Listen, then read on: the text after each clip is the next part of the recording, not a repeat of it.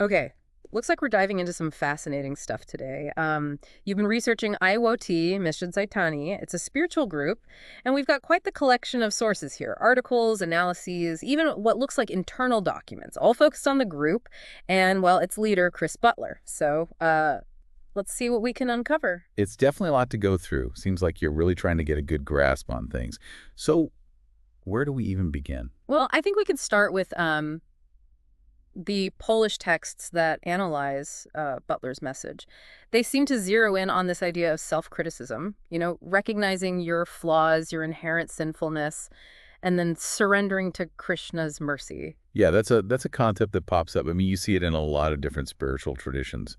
This surrendering to a spiritual master, acknowledging your, I guess you could say, lowliness to experience that unconditional love. But we got to be careful. That kind of dynamic, it can be misused, especially if there's too much emphasis on the follower being, lowly. That's a good point, yeah. It makes you think about the power dynamics, right? How that plays out in these relationships. So, could you talk a bit about how this whole surrender thing works? In Gaudiya Vaishnavism, that's the tradition Butler says he follows, right? Right. So in Gaudiya Vaishnavism, surrendering to a guru, that's like a big step on the path to, enlightenment. The guru's like a guide, right? It helps the disciple navigate all the Yeah. complexities of spiritual practice, overcome their ego. It's got to be built on trust and respect. But ideally, there's balance. The guru's authority's got to be balanced by humility and a genuine desire to serve the disciple's spiritual growth. Okay, so how does Ayurveda Czaitanii fit into this then? Are they sticking to the traditional Gaudiya Vaishnava approach, or are there some key differences? Well, that's where things get interesting. One of the sources talks about this two-track system that Iwati Misjat Czaitanii supposedly promotes. One track for your spiritual life and another track for your material life. And that kind of struck me as odd because it seems pretty different from the traditional Gaudiya Vaishnava perspective, which is all about an integrated approach. Your spiritual life should inform and guide all aspects of your life, even the material stuff. Yeah, I see what you mean. It's like they're saying, hey, strive for spiritual growth, but also go out there and hustle in the material world, as if the two are totally separate? Mhm. So what could happen if you separate spiritual and material life like that? Well, it could create a kind of imbalance. It might even weaken the spiritual foundation. You see, in traditional Gaudiya Vaishnavism, the idea is that by cultivating that spiritual awareness, you naturally start making choices that are aligned with your spiritual goals, even in like everyday life, the material realm. Yeah.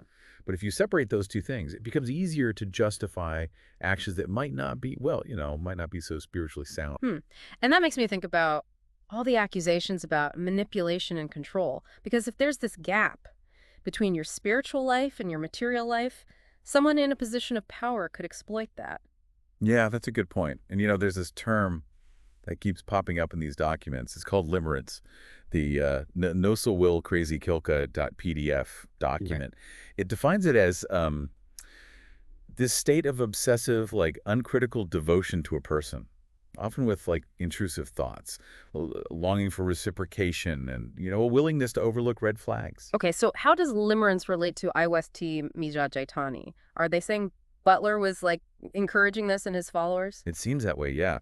And what's concerning is a lot of these documents suggest that they were using specific techniques to create that limerence. Techniques like indoctrination, repeating this idealized image of Butler, and isolating followers from outside perspectives. So they're saying it wasn't just happening naturally, like it was intentional. That's kind of disturbing, especially when you consider how someone in that state might be easier to manipulate. Exactly, yeah. It definitely raises some red flags. And then you add in this stuff from factio-mc.pdf about psychological manipulation. Yeah. Things like forbidding any discussion about Butler or his teachings. Yeah. It starts to paint a pretty troubling picture. Yeah, that ban on discussing Butler and his teachings, that's like information control, right? Yeah, you got it. Yeah. And that brings us to this BITE model. It's mentioned in the Mantridge Articles 00127.pdf file. BITE stands for Behavior, Information, Thought, and Emotional Control. It's a way to understand the tactics that cults and, well, other manipulative groups use. Okay, so using that model, that ban on talking about Butler would be information control. And the accusations about creating limerence, that'd be emotional control. Exactly. The BITE model helps us see how things that seem isolated might actually be part of a bigger pattern of control. It helps us move beyond just saying cult and focus on the specific things they're doing, that are causing harm. Right. It's not about the label. It's about the impact. And speaking of impact, we should talk about the financial side of IWOT Czaitanii, because the sources paint a pretty concerning picture there, too. Definitely. The allegations about Butler's financial practices, they raise some serious ethical questions, especially when you look at it from the perspective of traditional Gaudi Vaishnavism. But before we get into that, let's talk about the accusations of mistreatment within the group. Yeah, there's that story in noselwillcrazykilka.pdf where a senior leader kept calling a member a Briziganiak, which means, like, filth. That's awful. It is, yeah. It's a stark example of the kind of emotional abuse that can happen in a group, where unquestioning obedience is valued above all else. If even asking a question is met with that kind of harshness, imagine what it was like for people who actually disagreed. Right, and the sources talk about people being mistreated and expelled just for not conforming, including people with neurodiversity. It seems like they really didn't want anyone to think critically or express their own views. Yeah, and that creates an environment where fear and silence take over, which makes it even harder for people to realize that they might be in a harmful situation and escape. It just reinforces that control. It's like a downward spiral. It makes you wonder, how did Butler's teachings, which seem to be about self-improvement and spiritual growth, how did they lead to this kind of environment? That's the big question, isn't it? Maybe if we look at Butler's theological approach, we can find some answers. Specifically, his focus on cutting down the ego. That seems to be a key difference from traditional Gaudiya Vaishnavism. Okay, so let's break that down. How is Butler's approach to reducing the ego different from the traditional understanding in Gaudiya Vaishnavism? Well, reducing the ego is important in a lot of spiritual paths, including Gaudiya Vaishnavism. But Butler seems to have made it, like, the primary path to spiritual growth. And how is that different from the traditional perspective? Well, in Gaudiya Vaishnavism, ego reduction is essential, yeah. But it's seen as, like, a starting point. The ultimate goal is to develop love and devotion for Krishna. Diminishing the ego is important, sure, but it's not the end goal. So it's not just about tearing down the ego, it's about what you build in its place. Exactly. Yeah. Traditional Gaudiya Vaishnavism is more holistic. It's about developing positive qualities, like compassion, humility, devotion, replacing those ego-driven desires with love for the divine. So it sounds like if Butler's teachings were so focused on just tearing down the ego, but maybe without that traditional Gaudiya Vaishnava part about cultivating devotion to Krishna, it could leave followers feeling, well, I don't know, a bit lost, maybe even more open to manipulation. Yeah, I think you're picking up on something important there. That's definitely one of the concerns that comes up in these sources. You know, if the focus is just on tearing stuff down, Right. without a clear idea of what should be built in its place, it could create this void that might be easily filled by, a charismatic leader Yeah.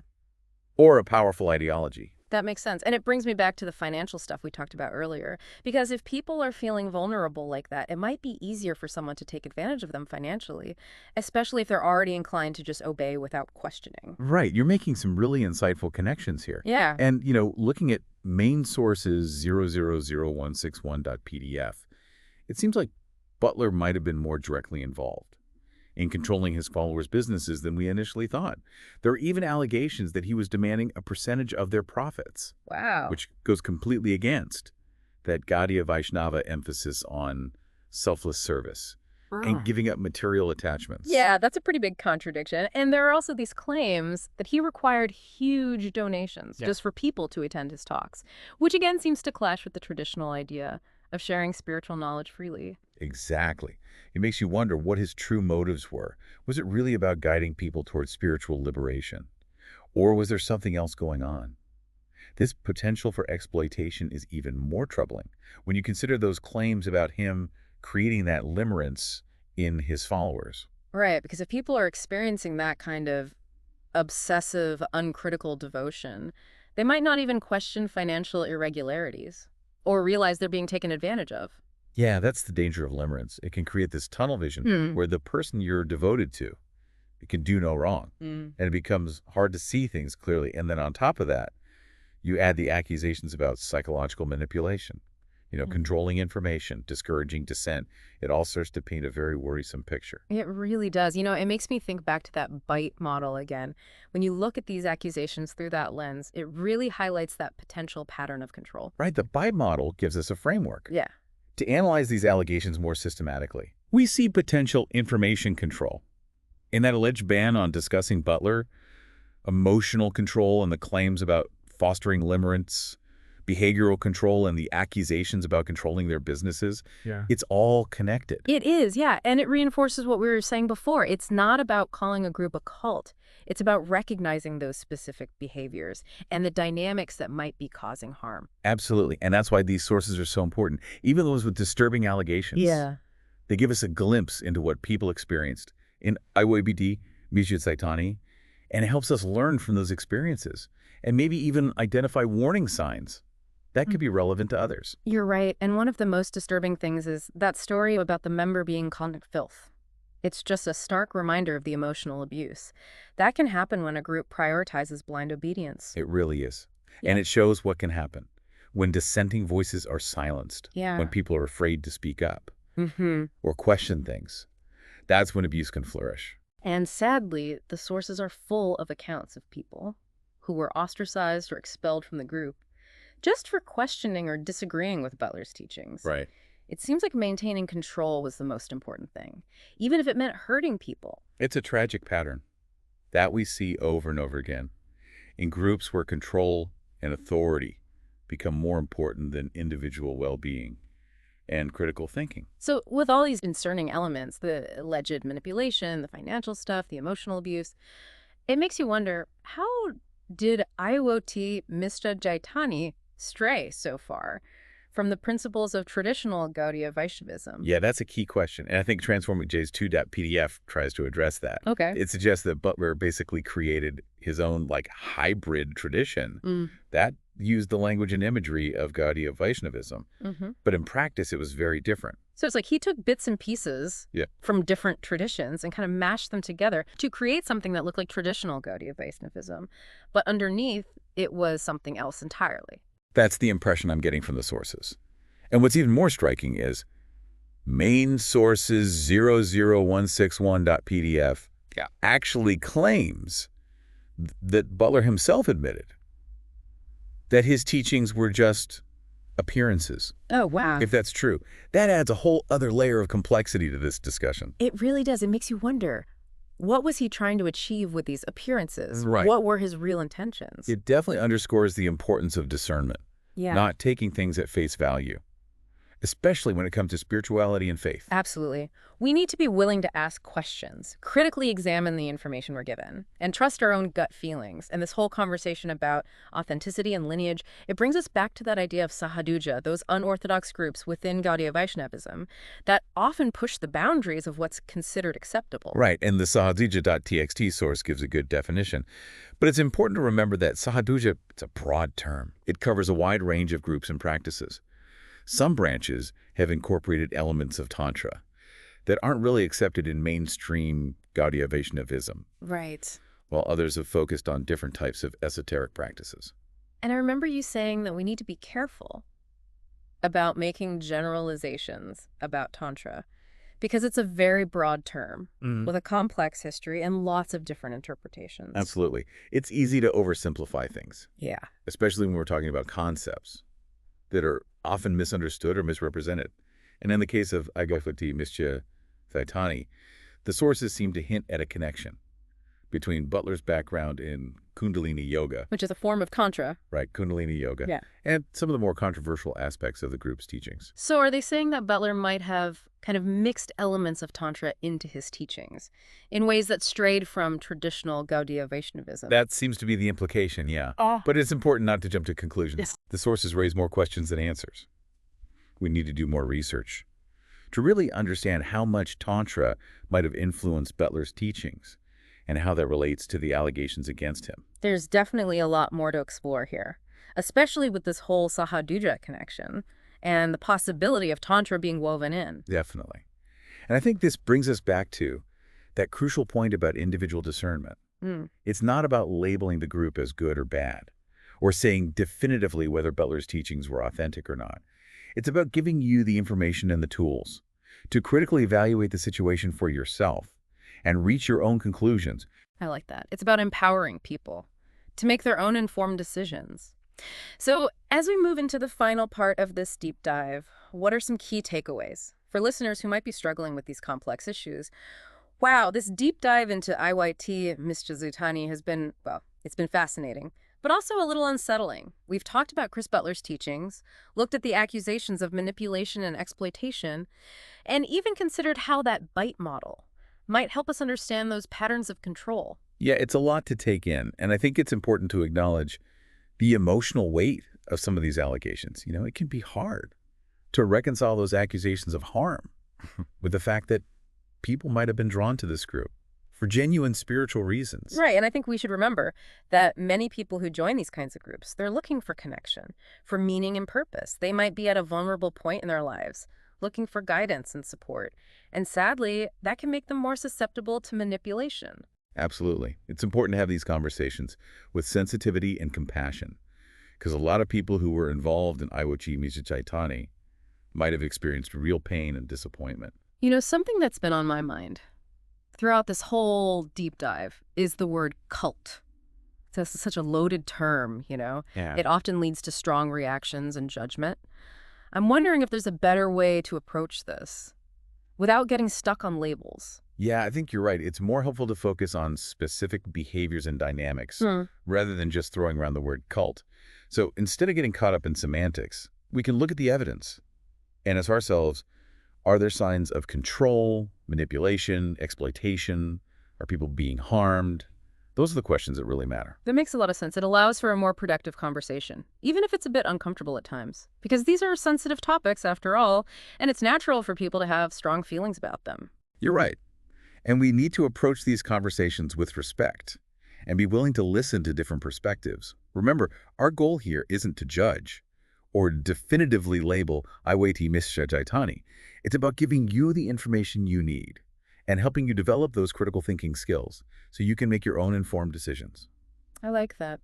So, what would you say are the key takeaways for listeners who might be wrestling with these issues, maybe even questioning their own experiences in spiritual groups? Well, I think the most important thing is to trust your own intuition and your own judgment.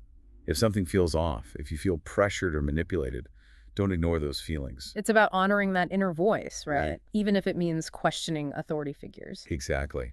It's also crucial to maintain healthy boundaries and to get different perspectives. Don't isolate yourself within a single group or ideology. Talk to people from different backgrounds, read widely, expose yourself to different viewpoints. That will help you develop a more balanced and critical way of thinking. That's great advice. It's easy to get caught up in a single narrative, especially in a close-knit group. Yeah. But opening ourselves up to different perspectives, it can really help us challenge our assumptions and make better choices. Exactly. And remember, real spiritual growth often involves questioning, exploring, even doubting. It's not about blind faith or unquestioning obedience. It's about seeking truth and understanding for yourself. That really resonates with me. It's about taking ownership of your own spiritual journey, and that journey might not always go the way you expect. You got it. And while we've focused on some of the darker aspects of IYT Mistreatment, it's important to remember that there are many different paths to spiritual fulfillment. What might be harmful or inauthentic for one person could be meaningful and beneficial for someone else. So in the end, it's about finding what resonates with you, what aligns with your values, and your own unique path. I couldn't have said it better myself. As you continue on your journey, remember to stay curious, stay informed, and most importantly, trust your gut. Well, thank you so much for guiding us through this deep dive. It's been a really thought-provoking exploration, and I hope it encourages our listeners to keep questioning, exploring, and seeking truth in all aspects of their lives.